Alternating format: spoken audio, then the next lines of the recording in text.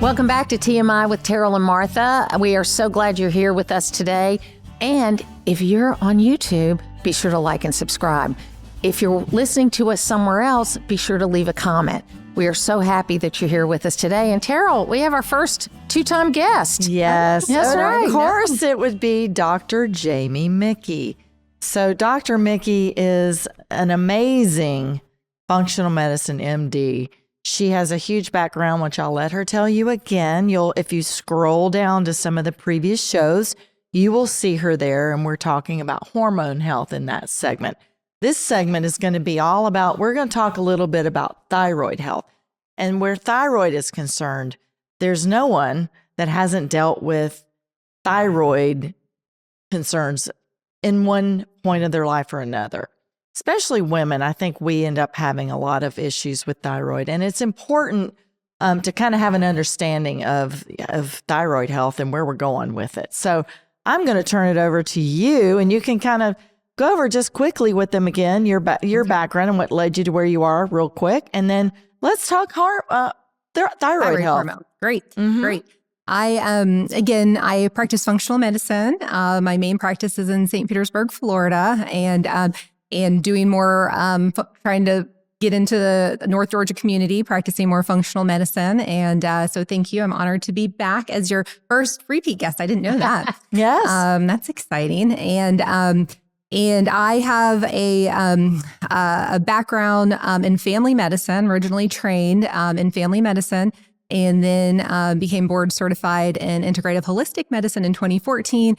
And in 2017, when I started my functional practice, I also started a fellowship for anti-aging metabolic medicine with the A4M, or the American Academy of Anti-Aging and Metabolic Medicine, and went through their fellowship. And yes, I did say, I guess I started that in 2018. And here we are in 2025, and I just finally sat for my board exam and have passed. And so now I'm triple board certified in family medicine, integrative holistic medicine, and anti-aging metabolic medicine. So that's quite a milestone that I finally made happen. Long overdue. But running a practice is certainly a more than full-time job. And so, sometimes life gets in the way. But can't believe it's been 8 years. So I've now been practicing functional medicine, integrative functional medicine, longer than I was actually practicing family medicine. Wow. So, yeah. So we talked about hormones last time, and we're talking about thyroid this time. Now, are thyroids, is it a hormone that we're dealing with? Mm-hmm. Okay. Yeah. Mm-hmm. Yeah. So thyroid health is a really hot topic. And it's a little bit of a controversial topic because management varies quite a bit from the functional medicine world to the conventional medicine world. And again, just like I may have shared in the podcast I was on, talking about bioidentical hormones, one of the things that led me down a integrative functional medicine path was, my patients. I had some of my healthiest patients as a family medicine doctor were on bioidentical hormones, and I had to understand, well, how do these hormones, work? And it's kind of this similar, but a little bit different situation when it came to thyroid health. Our conventional training for, thyroid management relies heavily on lab testing, specifically the TSH, or thyroid stimulating hormone. Mm-hmm. And so every now and then I would actually find a patient, this is, rewind to, my current practice or, current career, that had an elevated TSH, and high TSH indicates low thyroid or hypothyroidism. And low thyroidism can have symptoms of weight gain, depression, just feeling tired, low energy, brain fog, constipation. Wow. A lot of things that we see day in and day out as family doctors, and certainly as functional medicine doctors too. And so it was, initially always kind of a relief when I would actually find a TSH that was high, because I could finally tell the patient, oh, I know what your problem is. You've got low thyroid, hypothyroidism. Yeah. Let's, start you on some thyroid hormone replacement because your body isn't making the amount of thyroid it needs. And really, the thyroid controls the metabolism. I guess I should have started there. So obviously all of those things, if your metabolism isn't, if your thyroid is low, your metabolism is low. And that's what leads to all those low symptoms. And so, I would do how I was trained. I would start them on the T4 therapy, also known as levothyroxine or Synthroid. I'm sure. If those of you that are That's listening familiar with that a lot of have hypothyroidism or may even be on some of these medicines, because it's the most common thing that's prescribed. But the problem was, even though the TSH would always get better in the blood work, I would see the patient back and I would ask, well, how's your depression? How's your energy? How's your constipation? How's your weight? Expecting all of these things to improve. Guess what? Rarely those things improved. But your labs are better, but you're not better. Well, I'm sorry. Here's your prescription. I don't know why you're not better. Right. And it got to the point where I was actually so infrequently saw a patient that got better with T4 therapy or Synthroid or levothyroxine that I started warning them because they would be so happy. Oh, finally something that's going to, help fix me. And I'd be like, oh no, actually don't expect to feel better. You probably won't. And in fact, I've even seen some people feel worse. I'll take that. I've actually seen some people get worse. Right. So I don't know why, but just so you know, like just setting expectations here. Right. And it seems so ludicrous to me now. But you didn't have a solution for it. I didn't have a solution because all I knew how to do was treat the TSH and prescribe T4 therapy. And so part of the additional hormone training that I had to go, become certified in bioident hormones also included thyroid hormone management and adrenal management, which is very closely linked to the thyroid. And so I learned about something called T3. I know all about T3. And something that I didn't even know that you could check those levels in labs. I certainly didn't know that you could use, medication to treat T3.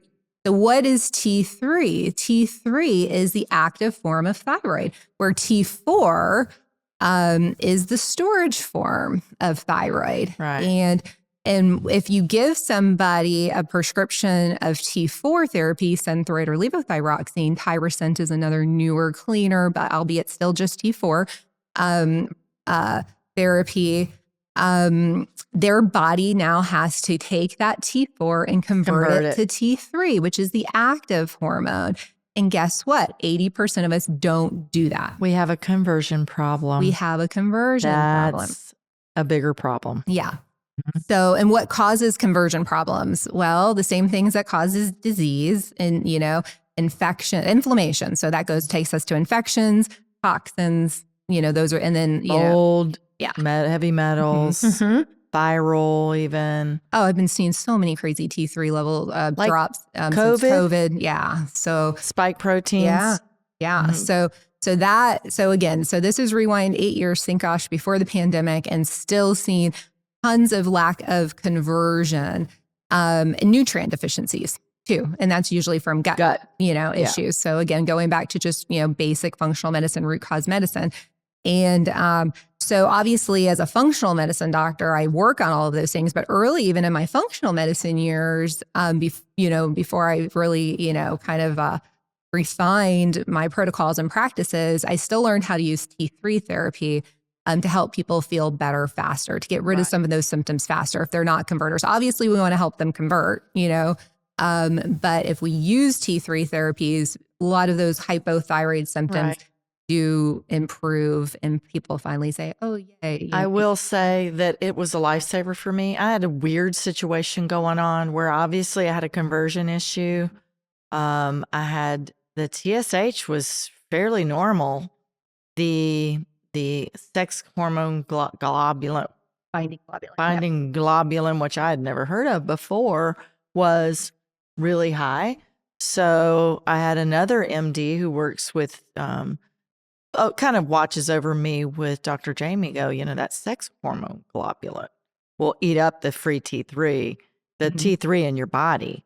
But it then stabilized, and the T3 still was acting funny, but she did supply pharmaceutical, she prescribed me some T3. While we were working on the other stuff. She said, let me just stuff, help you with the symptoms. Cause I had weird gain, like 10 pounds out of nowhere, and it was climbing. I was watching it, and I'm working out, I'm a fitness person. Right. So didn't make sense. And then the fatigue, the brain fog just all kinds of things, just out of whack. And I am an optimistic person, but I was feeling not depression, but depressed, like something was keeping me on the down low. So she gives me the T3 support, and I started feeling immediately better. Low dose. Very low dose. Doesn't take much usually.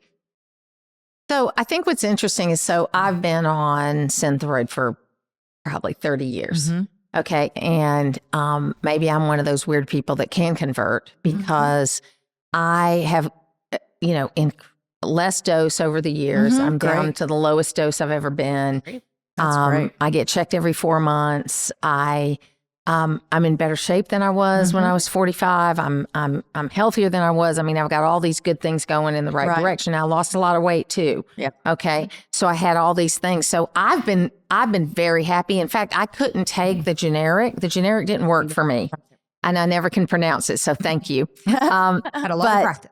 Yeah, but the Thyroid, the brand Thyroid, has worked very well for me. And for some people, I'm sure, And very well. It's not, I probably think I name them on one hand, so it's not many, but I have had patients that do feel better and feel best on just T4 therapy. It's definitely the minority. Of course, my hair's better. Like before I got diagnosed, I was losing my hair. I was gaining weight. I was having all these other kinds of things. And my husband's a primary care doctor, and he goes, well, we probably need to check your thyroid levels. That was great. And so we did that. And then now I'm with a separate primary care doctor because my husband's not in practice anymore for that. But she's very good. She follows me through. She checks me every 4 months. And it is mostly blood work, but everything's going in the right direction, right? It's a path for sure, and that will provide solutions. I feel great. I feel better than I have, in 25 years. And, but it wasn't immediate. You know what I mean? Right. I think that's the thing. It's probably a lot that came into play. I think it's good for you to manage expectations, because I think too many times people walk out of a doctor's office with a prescription and they think the minute they start taking it, they're going to feel better. Pill. Yeah, we all want the magic pill, right? Yeah, we give me all a magic do. pill. But I think there's a lot that goes with it. I think positive attitude is part of it too. I mean, even though that doesn't change, maybe it can change the physical. I don't know. But I think, and I am an optimistic person, and I think that plays a lot into that. I have better responses to most every treatment I try. Not everyone, but most everyone, because she's helping it. I want to be better. Right. I want to be better. And I don't think anybody doesn't want to get better that's taking medication.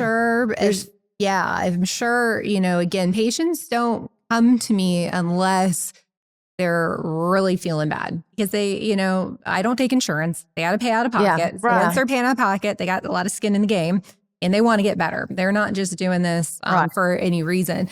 So that's a whole nother discussion that we have taken the healthcare world and we've turned health insurance into a healthcare finance plan, as opposed to, how many other insurance do you get where the minute you get it, you're thinking about when can you go out and use it? Okay, insurance is supposed to be something you don't use for everyday things. Well, they don't want you to use it. Not really. But people think about it. That's the big rub, right? That's the People thing, think about, ooh, boy, now that I got that insurance, I can go do this. Yeah. So I think that, there was a time when people stood at the window and they asked, how much does this cost? Yeah. And then they made a decision. Do you know what I mean? And I'm not talking about serious care. Not that this is not serious care. But acute you're talking care. about, I guess acute care is what I'm not talking about. Catastrophic events. Yes, that's different. It's so interesting, but I do think there is every day, and I don't know, I would love to know your idea on, we are fixing the food process right now. We went way off track. And when I say we, I mean America. With the things we added, the colors we used, all the things. And we've got more and more and more companies now willingly saying we're going to change this. I think there's a connection between all the crazy stuff we were eating. Yeah, it's called poison. And increase in things like thyroid problems and other hormone problems. Yes, that's nail on 100%. The head. Hit the nail on 100%. The head. But what I think is interesting, Martha, too, is that as we go along, there's new science, new research and coming out. regularly, peer-reviewed studies that are also backing the new breed of functional medicine that is occurring, and that's showing, especially now with post-COVID, showing the actual damage that the spike protein has caused. Will we ever know? I don't know. I don't know. But it's showing the damage that the spike protein causes. And it's also a lot of science is coming out showing that spike protein doesn't easily leave the body. So I was visiting with my father-in-law in an assisted living place. So there's a lot of people around there, old people on a lot of meds. And so this little guy rolled over, because most of them are rolling over, but they're older. They're in their 90s. Hey, they're doing pretty well. But he was commenting about how he had just had COVID and it wasn't as bad because, I guess it's not as bad as it is now. And I think for most people, it's like a cold. Now. Yep. Yeah. But they commented about the vaccine. And again, I'm not anti-vaccine at all. I think there's a place for it. But I think there's been such a busting of trust that I don't know if we will ever get the real answer on what the impact was. Because I took the first 4 shots. I took the round of 2, and then I got the first 2 boosters. And after that, I was like, okay, this just does not compute to me. Yeah. If I have gotten the boosters and I'm in there, but you're telling me this isn't for any new form, strain, right? Then I don't think I'm going to do this anymore, and I'm just going to take my chances. Okay. And it was because we were living in this world where if you went to New York City to see a play, you had to show your vaccine card. I know. And you had to wear a mask in the theater. I got the Johnson & Johnson just so that I could go and be with my daughter to have her son at the hospital in Chicago. That would have been a better one to get, though, because right? that was more like a traditional vaccine. It was a vaccination. But so tell me what you're seeing now with thyroid. Yeah. But it's all coming together. And that's why I know it feels like we're going off track, like they all fit in together. It's really relevant because, it's the only thing that's changed. I've been practicing the same form of thyroid management for 8 years, and I have never seen my patients in my own personal T3 levels drop as dramatically as I've seen in especially the last 2 to 3 years. Like people that have been related to the vaccine? I don't know if it's the vaccine or just COVID. The spike protein you can be exposed to from both, either or. Right. So it's just really, it just can't be a coincidence because again, up to, 2 to 3 years ago, I don't know. And I think it's inflammation, not as much, maybe a little bit in the thyroid, but more in the pituitary. I feel like it's starting in the hypothalamus pituitary, the master glands that send out the signals to all the other hormone makers to do their job. And I think there's this disconnect going on because we're not seeing the high TSHs and the low T3. We're seeing low TSHs and low T3. So there's not the stimulating hormone going out. There may not be the releasing hormone, which we cannot measure from the hypothalamus to the pituitary. So I feel like a lot of this is more central. And we know that the spike protein has been particularly toxic in the brain. Yeah. Yeah. And so, folks, I'm kind of the cynic in this group, because she's here. I'm the questioner because I'm come from a traditional medical background. We're going to call that mainstream. Yeah, mainstream. Traditional or the acupuncturist. Yes, mainstream. Yeah, mainstream. But I think what's really important is that Dr. Mickey is got that medical background and she's doing functional medicine. And there's more and more of that happening because you got to know where the line is, right? You got to know the line is between what you can do and what you can do in your medical world too. And I think that's what's so important about what we're seeing in this more non-mainstream medicine. Is that we're going to go? I think there's mainstream. And then there's alternative routes. Right. Okay. So I think what we're seeing, though, is now, but even she's in our melding community, both, really. Well, because you've got the knowledge and you've got the training. And we have a lot more medical doctors in this town that are now merging and becoming functional because you cannot, in nature because they want to get away from insurance and they want to be able to treat the patient as a whole. So there's a doctor, Dr. Siegel, that's on Fox News.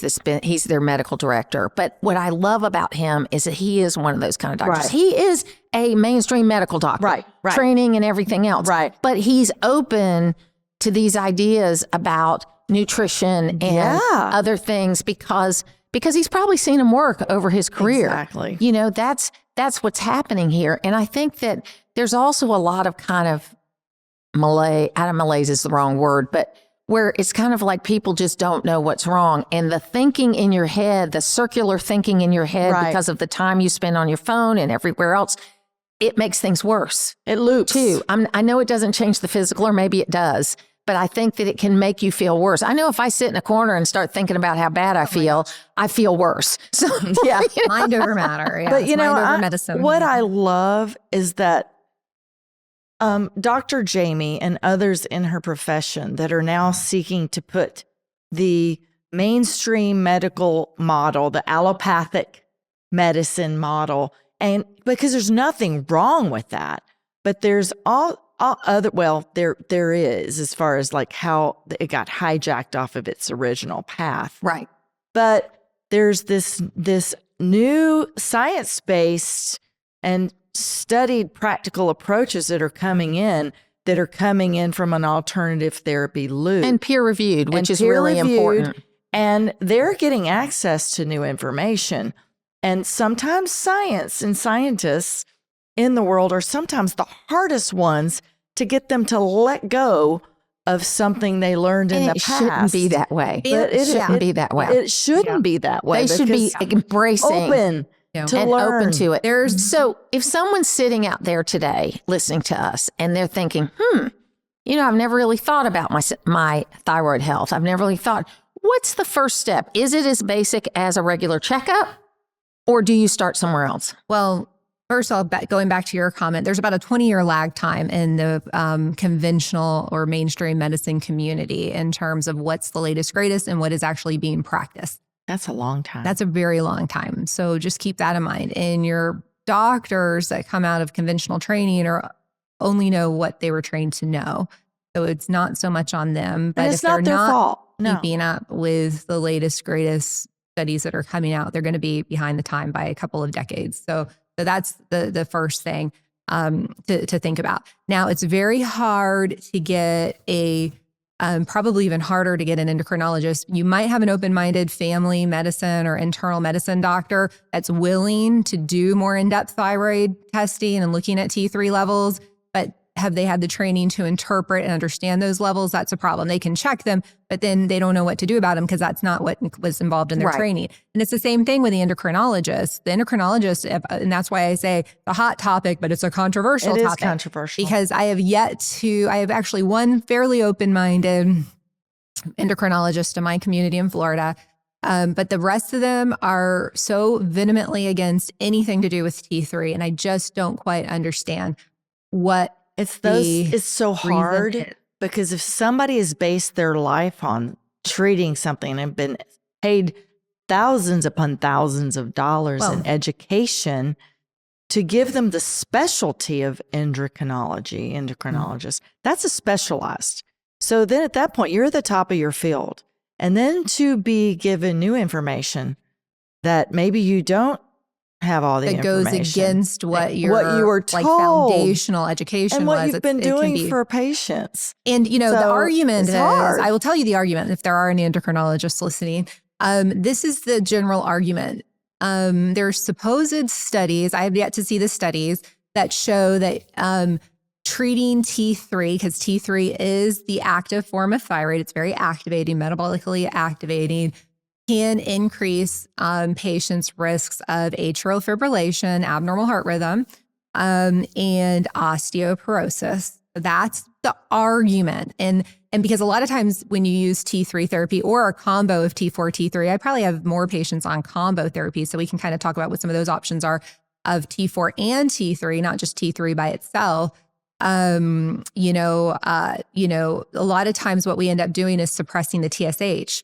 And it's not my goal to suppress the TSH, but in order to optimize the T3 level, sometimes that happens. And in conventional training, if you lower the TSH, that in their mind, automatically you've made the patient hyperthyroid, even if their T3 levels are normal or even still low. Sometimes I'll have a low TSH, as I mentioned, and low T3, and it doesn't make any sense. Was that me? That was me. So yeah, it's a lot of people, especially in the last 2 years, which is, it's a trend that I'm seeing, and not a good trend. So, so that's what their argument will be. But again, I will just, again, always playing devil's advocate in a way, having my own experience with T3 therapy and also managing nutrition and managing hormones as I do. I have yet to put any of my patients over the last 8 years into atrial fibrillation or worsen their bone density. In fact, I actually improve my patients' bone densities with the nutritional management and the hormone management that we do. So I have yet to increase my patients' risk for osteoporosis, despite a good chunk of them having low TSHs, or what some doctors would call hyperthyroidism, without any hyperthyroid symptoms. They're not losing like tremendous amounts of weight. They're not having rapid heart palpitations. A lot of times their palpitations go better on T3 therapy. They're not having heat intolerance. They're not having diarrhea. They're not having tremors. These are all symptoms of hyper or too much, which if they're low, if their TSH is low, you got to ask those questions. You got to, make sure they're not having these symptoms. But again, most of the time their T3 levels are optimized and they're only feeling better. They're not feeling worse. Okay. But see, to me, Martha, and this is the argument I had when we had the same thing. We had a naturopath at the spa for 15 years. He was amazing. And he was using homeopathy, nutritionals. He was not a doctor. He was a naturopath. He was a 4-year degree, but here in Georgia, it's not acknowledged. So they're not, considered doctors. But let me tell you, 15 years of a practice here and in Texas was producing. These are people, again, at the end of their rope, no more options, went to a naturopath because they needed to have help and they couldn't find it anywhere else. They started getting better. And I've saw it 15 years, back to back to back, time and time again, people getting well. And that's not even doing T3 therapy. That's just fixing the reason why their thyroid and or hypothalamus, pituitary were not functioning properly in the first place. Correcting truly the root. Yeah. And also homeopathic it's a practice. Yes. It's a practice. But different people are going to respond different ways. That wasn't peer-reviewed studies. So anybody else, in fact, this particular person even got brainwashed by going back into the medical world. His father was a medical doctor. He decided to go back into and got dietitian